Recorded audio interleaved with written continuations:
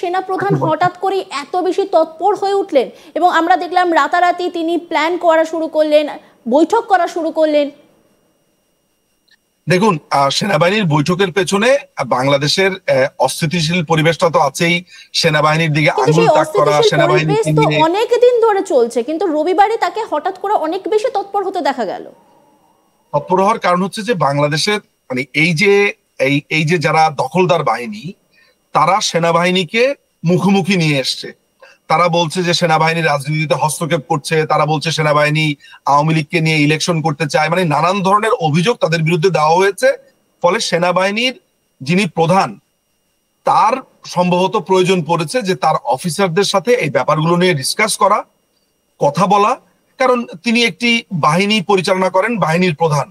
ফলে এই বাহিনী সম্পর্কে যখন এই ধরনের কথাবার্তা আসবে, তার নিশ্চয়ই তার অফিসারদেরকে অ্যাড্রেস করতে হবে। প্লাস আমরা এই মৌলবাদীদের আশঙ্কার কথা বা হামলার কথা শুনেছি, যেহেতু সেনাবাহিনী এইসব প্রতিরোধে একটা বড় ধরনের ভূমিকা রাখার সম্ভাবনা আছে বা রাখবে, ফলে তাদেরকে নিয়েই এই মিটিংটা তড়িঘড়ি করে হবে এবং সেই সম্ভাবনাটা খুব কাছে বলেই তিনি করেছেন।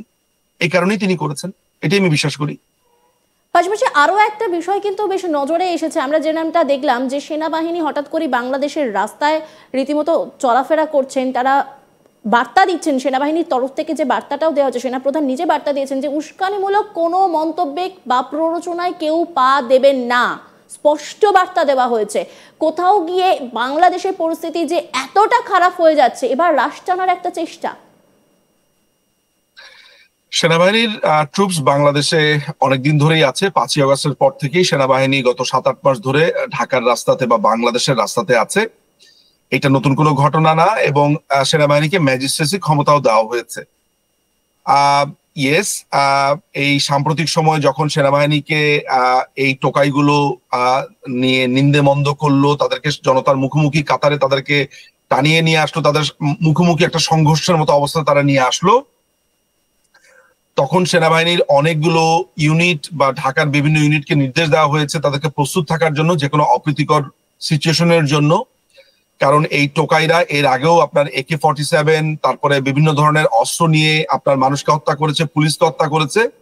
এই ধরনের ঘটনা তারা আবার ঘটাতে পারে বলে একটা আশঙ্কা করছে। এবং আমি আগেই আপনাকে বলেছি যে তারা কিন্তু একবার ধমক দিয়েছিল যে 5ই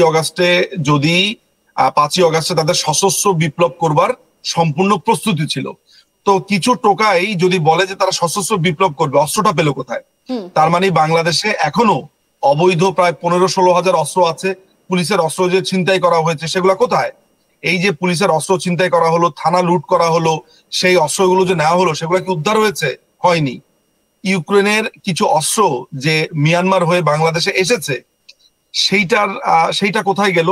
ফলে স্বাভাবিকভাবেই এই ধরনের একটা উত্তপ্ত পরিস্থিতিতে সেনাবাহিনী মনে করেছে যে এই ঘটনার জন্য তাকে সতর্ক থাকা প্রয়োজন। আমার মনে হয় সে কারণে তারা রাস্তাতে টহলটা বাড়িয়েছে, তাদের প্রস্তুতিটা আরেকটু বেশি করে করেছে, এবং যেটা আমাদের চোখে এসেছে এটাই সম্ভবত আপনি রেফার করছেন। আমি ভুল না সেখানে দাঁড়িয়ে নির্বাচনের কথা বিভিন্ন সময় শোনা যাচ্ছে, যদিও নির্বাচন কবে হবে সেটা এখনো বড়সড় প্রশ্নের মুখে।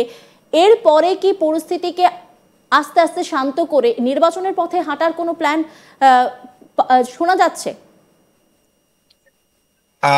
নির্বাচনের কথা আমরা ডিসেম্বরে শুনেছি, কিন্তু আমার কাছে মনে হচ্ছে যে ডিসেম্বরে নির্বাচন না দেওয়ার জন্য নানান ধরনের গড়িমসি করবার একটা সম্ভাবনা আমি আশঙ্কা করি। এবং সবচেয়ে বড় ব্যাপার হচ্ছে যে এই অবৈধ এই টোকাইদের আন্ডারে কোনো ইলেকশন হতে পারে বলে আমার মনে হয় না, কারণ সাংবিধানিক ভাবে তাদের কোনো ক্ষমতাই নেই এই রাষ্ট্র পরিচালনা করার। এবং সেখানে দাঁড়িয়ে মানে সাধারণ মানুষ একেবারে ভয়হীন ভাবে ভোট দেবে সেই পরিস্থিতিই তো নেই। সেই পরিস্থিতি তো নেই, এবং সবচেয়ে বড় ব্যাপার হচ্ছে যে বাংলাদেশ আওয়ামী লীগের মতো বাংলাদেশের বৃহত্তম, যাদের এককভাবে 40-45% ভোটারদের ভোটারদের মধ্যে 40-45% যাদেরকে ভোট দেয়, এরকম একটি রাজনৈতিক দলকে তারা নিষিদ্ধ করতে চায়, তাদের নেতা কর্মীদেরকে অন্যায়ভাবে ফাঁসি দিতে চায়, যেটা তারা প্রকাশ্যে বলছে। বিচারহীনতা, জুডিশিয়ারি কোলাপস করেছে, এক্সিকিউটিভ কোলাপস করেছে, সমস্ত কিছু কোলাপস করেছে। সেই রকম একটা জায়গাতে আমি তো প্রতিদিন বলছি যে বাংলাদেশে গৃহযুদ্ধ চলছে। আপনারা অনেকেই হয়তো বা ভাবছেন আমি এটা একটা পলিটিক্যাল রেটরিক ভাবছেন, কথার কথা বলছি। আমি আপনাকে পরিষ্কার করে বলে দিতে চাই যে বাংলাদেশে একটা গৃহযুদ্ধ 5ই অগাস্টের পরে শুরু হয়েছে। এখন আপনার কাছে সশস্ত্র গৃহযুদ্ধ না হয়তোবা, কিন্তু সশস্ত্র গৃহযুদ্ধ সামনে আসবে। এখন কিন্তু এক ধরনের মানে ট্যাসিট গৃহযুদ্ধ হচ্ছে। যেমন ধরা যাক যে এই 5ই অগাস্টে একটা পক্ষ বিপক্ষ তৈরি হয়েছে, যারা বাংলাদেশ আওয়ামী লীগের সমর্থক তাদেরকে হত্যা করা হচ্ছে, রাস্তাতে নামতে দেওয়া হচ্ছে না, তারা রাস্তাতে সামান্য একটা কেনাকাটা করতে গেলেও তাদেরকে অপদস্থ করা হচ্ছে, বাসায় থাকতে দেওয়া হচ্ছে না। বাংলাদেশ আওয়ামী লীগকে ভোট দিয়েছে এরকম বাড়িঘর দখল করা হচ্ছে, পুড়িয়ে দেওয়া হচ্ছে। মানুষকে, নিরীহ মানুষকে, মানে ছেলে রাজনীতি করতো, আওয়ামী লীগের রাজনীতি করতো, মাকে নামাজ পড়া অবস্থাতে খুন করছে, বাবাকে খুন করছে, বোনকে ধর্ষিতা করছে, কারণ ভাই আওয়ামী লীগের রাজনীতি করতো বা আওয়ামী লীগ সমর্থন করেছে বা আওয়ামী লীগকে ভোট দিয়েছে, এমন মানুষকে হত্যা করছে। আপনারা দেখেছেন ঢাকা ইউনিভার্সিটিতে কিভাবে হত্যাকাণ্ডগুলো করা হয়েছে, এসব আমরা সমস্ত কিছু দেখেছি। ফলে এরকম একটা জায়গাতে বাংলাদেশে গৃহযুদ্ধ শুরু হয়েছে।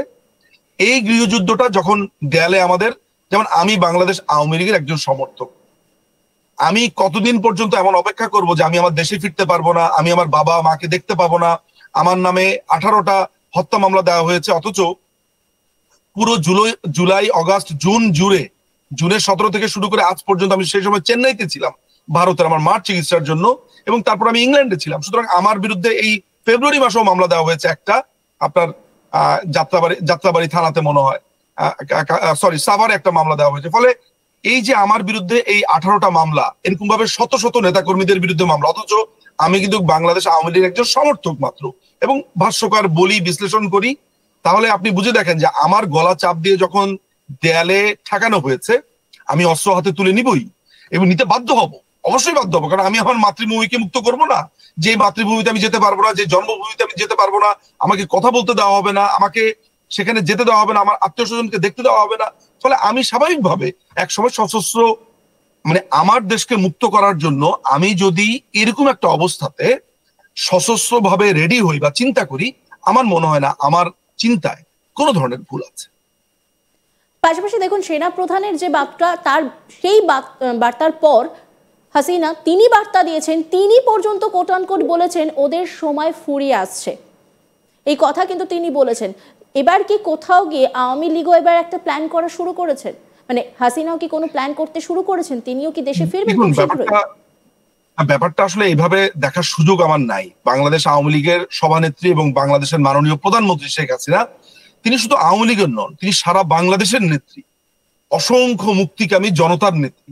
তিনি যেটা বলেন, তিনি তো শুধু আওয়ামী লীগের জন্য বলেন না, আওয়ামী লীগের কথা বলেন না, তিনি কিন্তু এটা বলেন না যে আমার আওয়ামী লীগের নেতা কর্মী, তিনি কিন্তু বলেন বাংলাদেশের নেতা কর্মী। ফলে তিনি বাংলাদেশের নেত্রী, বাংলাদেশের নেতা, এবং বাংলাদেশের মানুষ মুক্তি চায়।